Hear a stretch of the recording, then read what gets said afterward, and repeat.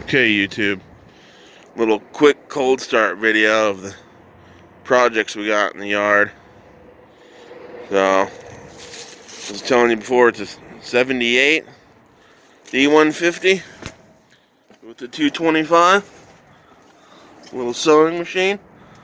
So, we'll start this one. It's hadn't been started, like I said, in about 4 or 5 months. Just been sitting. See if the battery's still good.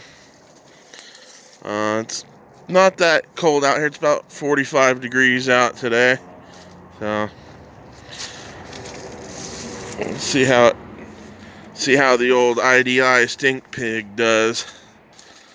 I had to put a quart of oil in it and find some batteries to swap in it. So not the correct size batteries, but it's what I got. So we'll fire this thing up. We'll see if it fires up right now. And then I'll tell you the story on this truck. The other day I was pulling it out with the Bobcat, and it was up against the Jeep here real tight, and I had left the window down. So the window's been down about, like I said, 4 months or so.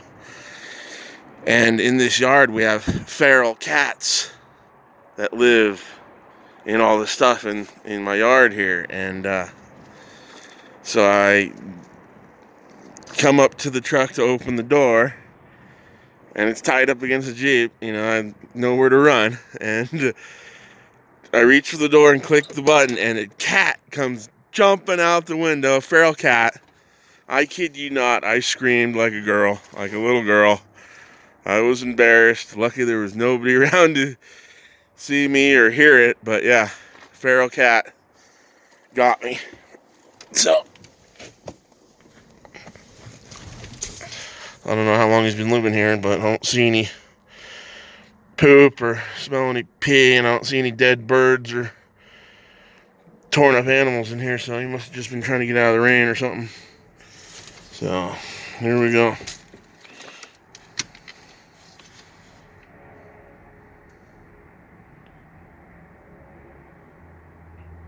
Oh, there goes the glow plugs. Alright.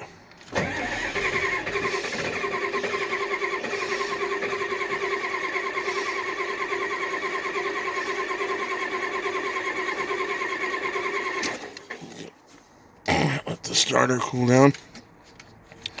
So when I first got this truck home, the lift pump was shot. So I plumbed and wired in just an electric pump in the line right underneath the cab here. So that helps with priming it. But the fuel heater on the head of the fuel pump there leaks. So like they all do. So I don't know if it's causing air to get in there, so it's harder to start, but I'll try it again.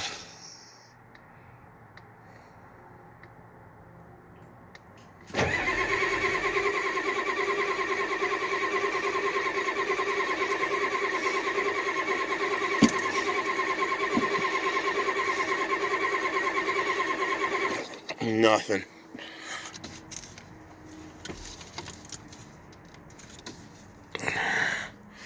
We'll try it one more time, and then I'll have to put you guys down and check and see if that little electric pump's even working. And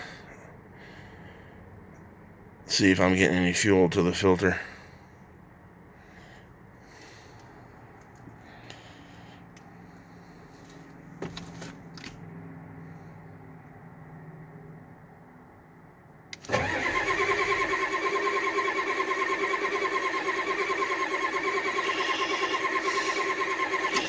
No, end up just killing these batteries. I'm gonna go grab the battery charger and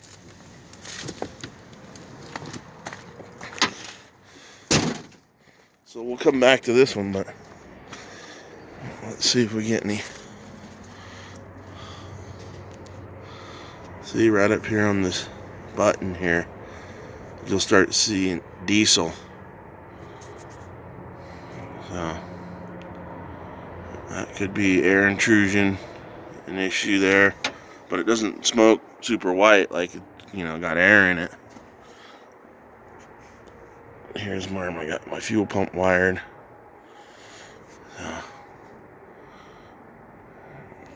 Checking, we'll get back to that, but let's try and start the little green bean truck here.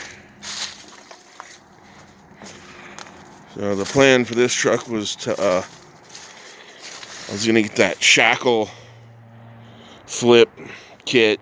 There's like a 4-inch shackle lowering kit you can get for this truck for the rear. So I was gonna drop the rear like 4 inches, and it needs shocks in the front, so I was gonna pull the coils while I was at it and probably cut a coil out of it in the front and drop it like 2 inches in the front, and then probably get 2 more factory hubcaps for the rear. It's missing 2 hubcaps in the rear, and then just button it up and clean it up and drive it, because it doesn't really need anything. I mean, the Slant 6 will never die. See how good the battery is here. Get some pumpage.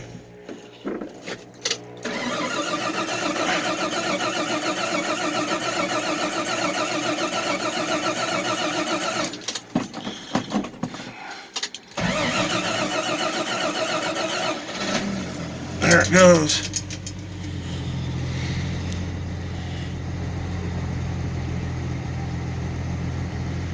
I don't know if you guys can hear it. It is quiet. A little sewing machine. I bought this truck about an hour away from here, from where I live, and it's about an hour drive on the highways. So I was, with the Granny Low, I was pushing this thing pretty hard to keep it at 65, especially up any type of grade. Luckily there wasn't too many huge grades I had to go up, but I was pushing it pretty good. That little Slant 6 was turning some RPMs for sure, but it did great. Didn't skip a beat. But like I said, it has no shocks in the front, so every time I'd hit a bump or a pothole at 65, this thing would almost come off the ground.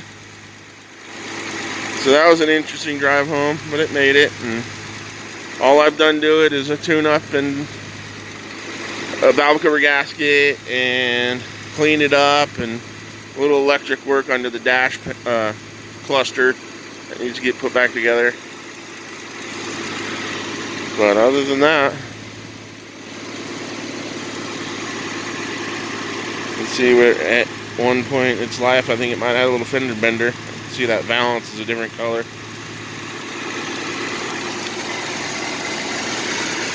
Yeah. The Leaning Tower of Power.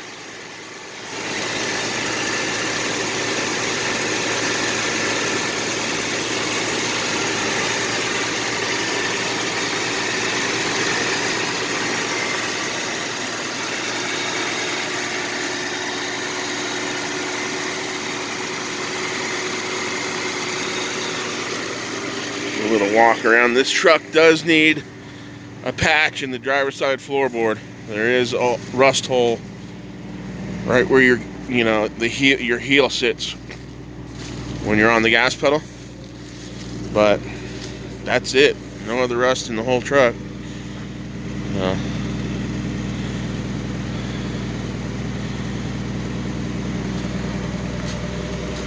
I don't know what kind of rear end gear it's got, but the Granny Low, the torque is right there. The little 225/6 off idle, the torque is like right there. I mean, this thing it'll chirp the tires in almost every gear.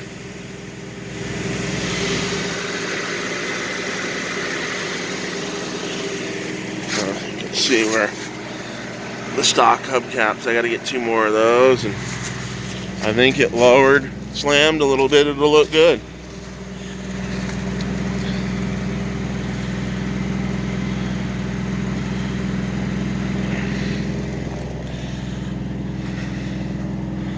So I gotta climb under this, see if that little pump's running, maybe crack a line, and get back to you.